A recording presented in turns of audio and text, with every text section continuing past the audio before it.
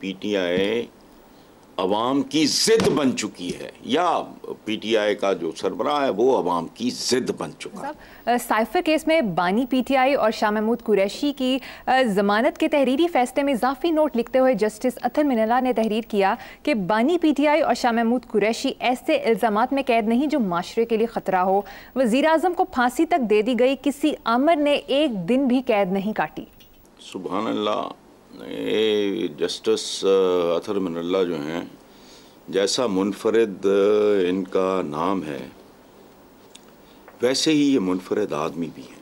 मुझे अदलिया से बाकी जो पाकिस्तानियों को रोना है, गिले हैं, फांसी दे दी फलाना, उसके अलावा मुझे एक गिला और है अपनी अदलिया से। इन्होंने हमारे दो खूबसूरत लोग, मीडिया के दो खूबसूरत लोग छीने। एक ज़माने में अतर मिनल्ला साहब आया करते थे तो खूबसूरत गुफ्तगू करते थे। एक जस्टिस बाबर सत्तार हैं, वो एक प्रोग्राम में हमारे साथ होते थे। अतर मिनल्ला साहब और उनके साथ मेरा ख्याल है फ़ोन पे ही बात हुई है एक बार इन लोगों से, मैं नहीं जानता। लेकिन ये बड़े खूबसूरत लोग थे, मीडिया में बड़े बैलेंस, बड़े मैच्योर, पढ़े लिखे। बाकी तो फिर दानश्वरी की दुकानें हैं, दै जमाता पास डायरेक्ट दानश्वर हैं। तो बस अदलिया से यही एक शिकायत है कि हमारे मीडिया के दो खूबसूरत बंदे छीन लिए। बहरहाल चलो, खैर बात अच्छी है।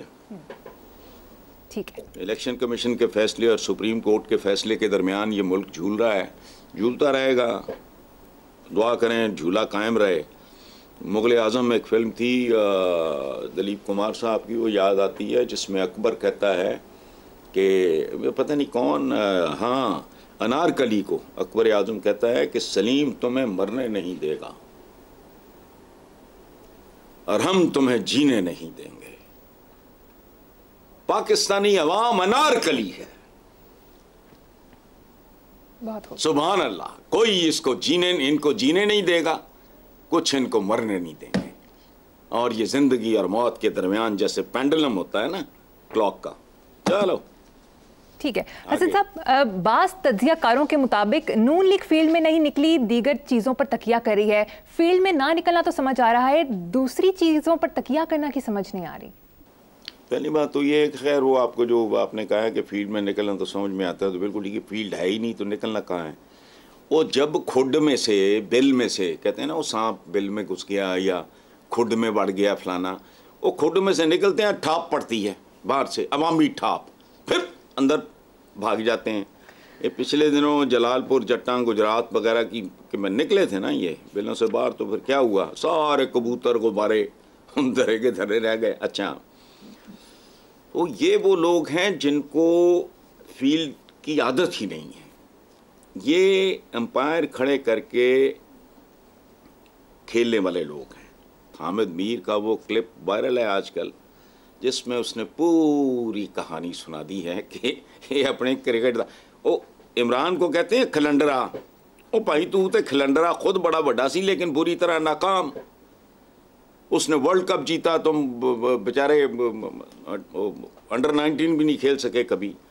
तो कभी अच्छा ये हामिद मीर के प्रोग्राम में वो कहता है कि भाई को नो बॉल दे देता था कोई एक, कभी चीफ सेक्रेटरी को साथ रखता था ये एम्पायर्स के तौर पे, कभी डीआईजी होता था। वो क्लिप सुन लें यार, मुझे तो क्रिकेट की समझ भी नहीं है, लेकिन I really enjoyed it.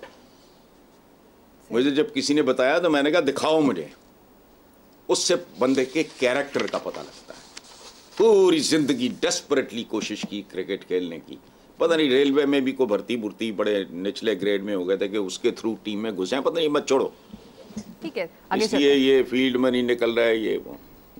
Hasan साहब, नून लीग के लिए बेतहाशा कुर्बानियां देने वाले सरकर्दा रहनुमा मखदूम जावेद हाशमी ने एक सोशल मीडिया इंटरव्यू में देते हुए कहा कि पीटीआई अवाम में बहुत मकबूल हो चुकी है, हम बैसियत कौम एक्सपोज हो रहे हैं, मैं तहरीक इंसाफ के साथ खड़ा हूँ। मैं उसने जो असली जुमला बोला है वो आप भूल गए। उसने कहा था कि पीटीआई अवाम की जिद बन चुकी है, या पीटीआई का जो सरबराह है वो अवाम की जिद बन चुका। ये जुमला 100 जुमलों पे भारी है। पहली बात तो ये है कि आप ठीक तरीके से कोट नहीं कर रहे हैं। अच्छा, जावेद हाशमी कौन है? मैं उसकी बहुत सी बातों से डिसएग्री करता हूँ। मेरा पुराना ताल्लुक है यूनिवर्सिटी के ज़माने का। वो बस छोड़ो अब, लेकिन वो ताल्लुक़ बड़ा खूबसूरत है हमारा।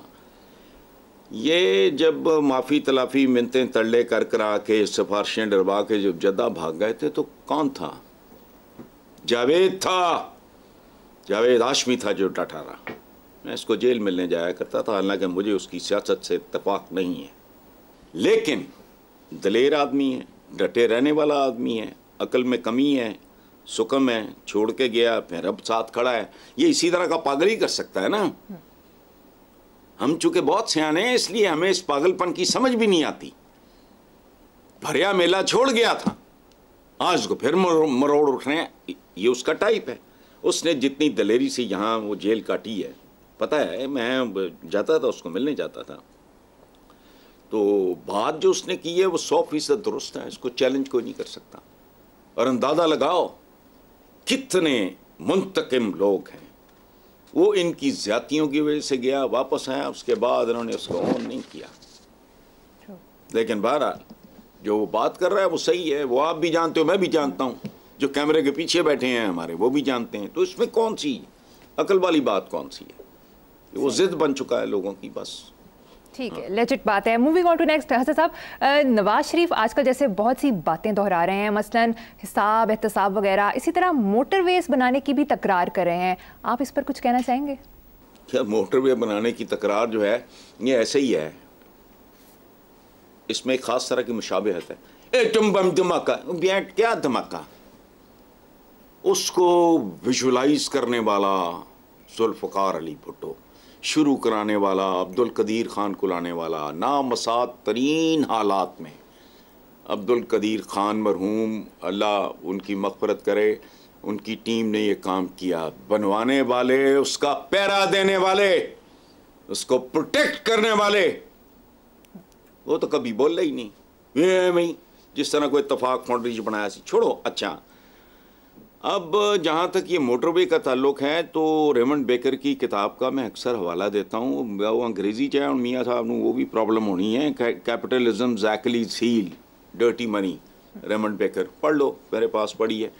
ये जब मीटिंग के लिए चक्कर लगाओगे आप, याद कराना मैं दे दूँगा, आप भी पढ़ लेना। अच्छा, पिछले दिनों साबिक सेक्रेटरी खारजा शमशाद अहमद खान का इंटरव्यू, वो सुन लो, सोशल मीडिया पे वायरल है और यह मकबूल जान ने किया है, जिसमें वो बता रहे हैं कि कोरियन सफीर को नवाज शरीफ से मैंने मिलवाया था और पाकिस्तान को किकबैक्स देने के इल्जाम में कोरियन हुकूमत ने उसे जेल भेज दिया।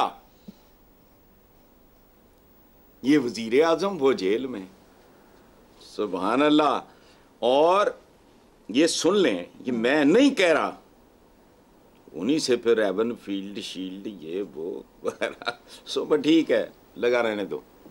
ठीक है।